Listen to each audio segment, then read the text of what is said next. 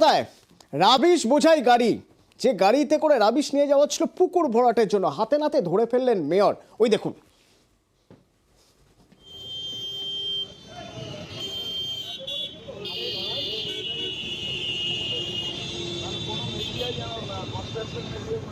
Mayor Firhad Hakim জানতে চাইলেন কোথায় নিয়ে যাওয়া হচ্ছে, কারা রয়েছে পিছনে এবং পুলিশ কি করছে। সবচেয়ে বড় প্রশ্ন, মেয়রও ক্ষুব্ধ, পুলিশ কি করছে, কি হয়েছিল ওখানে, কি কথোপকথন হলো একটু জানবো। আমার সঙ্গে রয়েছেন প্রতিনিধি বিশ্বজিৎ।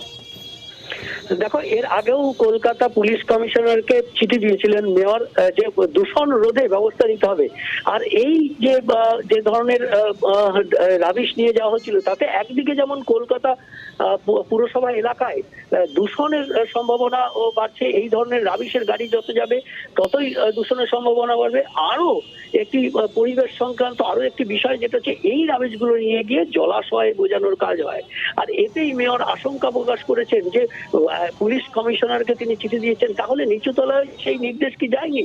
নিচুতলায় কেন নজরদারির অভাব, এতটা নজরদারি? আমরা প্রশ্ন করেছিলাম যে মুখ্যমন্ত্রীকে কি বিষয়টা জানাবেন, তিনি স্পষ্টত বললেন মুখ্যমন্ত্রীকে তো জানাবো, কিন্তু নিচুতলায় যদি এই নজরদারি না থাকে তাহলে একা কলকাতার পুরসভার মেয়র কি করে এই দূষণ রোধ, এই পরিবেশের ভারসাম্য রক্ষা করতে কতটা পারবেন? কারণ এই যে ট্রাফিক পুলিশরা রয়েছে, তারা যদি এই ধরনের গাড়িগুলোকে না আটকায়, না ফাইন করে, না ব্যবস্থা নেয়, কারণ পরপর তিনি দেখেছেন, পরপর একটা নয়, ভুলবশত যে একটা গাড়ি চলে এসেছে এমন নয়, সেই পরপর যাচ্ছে এবং পরপর সেই গাড়িগুলো যাচ্ছে, তাতেই মেয়র ক্ষোভ প্রকাশ করেছেন এবং আবারও তিনি কমিশনারের সঙ্গে কথা বলবেন এবং কমিশনারকে চিঠি দেবেন যে এই ধরনের নজরদারি যাতে মাঝেরহাট ব্রিজ এলাকায় বেশি করে হয়, কারণ বিভিন্ন জায়গা থেকে এই লরিগুলো চলে আসছে দক্ষিণ কলকাতা সহ শহরের বিভিন্ন জায়গায়, যেখানে ছোট ছোট জলাশয় রয়েছে, যেগুলো বন্ধ করার কাজ করতে সেটা বন্ধ করতে গেলে পুলিশকেই উদ্যোগ নিতে হবে এবং যে জন্য এই পুলিশের ভূমিকা নিয়ে ক্ষুব্ধ